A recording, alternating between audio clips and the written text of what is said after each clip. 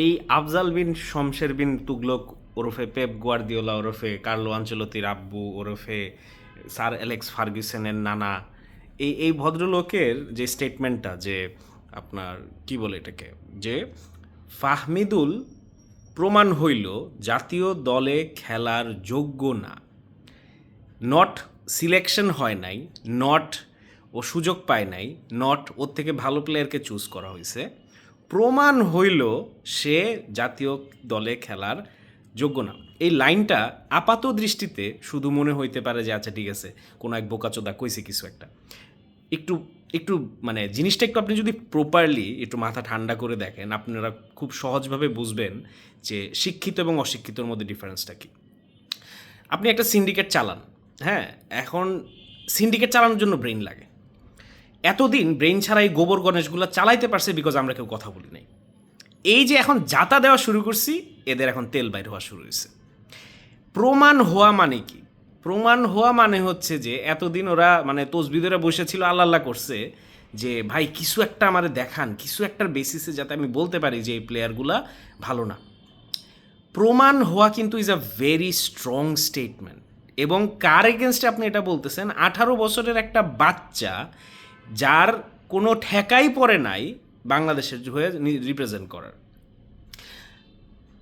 আমি exact details জানি না, বাট হামজার বেতন যদি আমরা প্রপারলি দিতে যাই পুরো বাফু ফুরে বেচা লাগবে।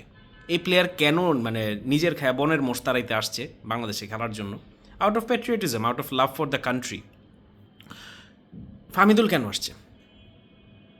ফাহমিদুল কেন গেছে সৌদিতে? 4th ডিভিশনে কি ও সারা জীবন খেলবে? জেমি ভার্ডির ক্যারিয়ার গ্রোথ জানেন? জেমি ভার্ডির ক্যারিয়ার গ্রোথ দেখে আসেন। জেমি ভার্ডি কই থেকে কই গেছে দেখে আসেন। সবাই কি লা লিগাতে লামিন ইয়ামাল, লা মাসিয়া থেকে আইসাই 17 বছর বয়সে বার্সেলোনার ফার্স্ট টিমে খেলবে? সবাই তো ওই প্রোফাইল না, ফুটবলে এটা কাজ করে না। দ্যাটস ওয়াই বলা হয় লামিন ইয়ামাল একটা generational talent, next goat, what ever. সবাই তো ওই ট্রাজেক্টরিতে আসে না। 3rd ডিভিশন, 4th ডিভিশন, এইভাবেই আস্তে আস্তে প্রিমিয়ার লিগ, এইভাবেই সিরিয়া, এইভাবেই বুন্দেস লিগা, এইভাবেই লা লিগাতে আসে।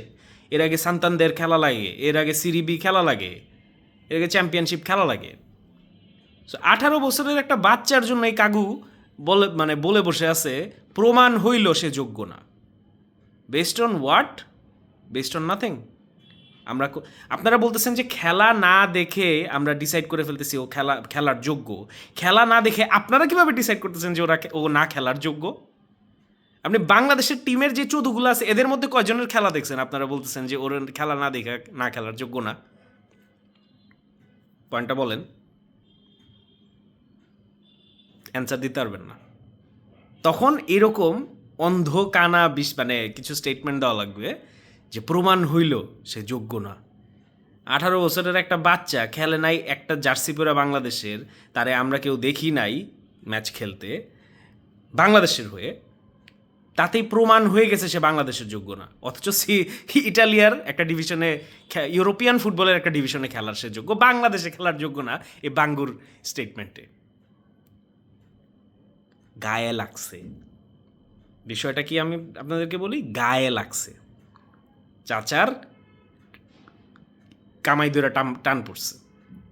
এবং এই ধরনের স্টেটমেন্টগুলো বোঝায় যে কী পরিমাণ ব্রেইনলেস। ভাই, সিন্ডিকেট চালাইতে ব্রেইন লাগে।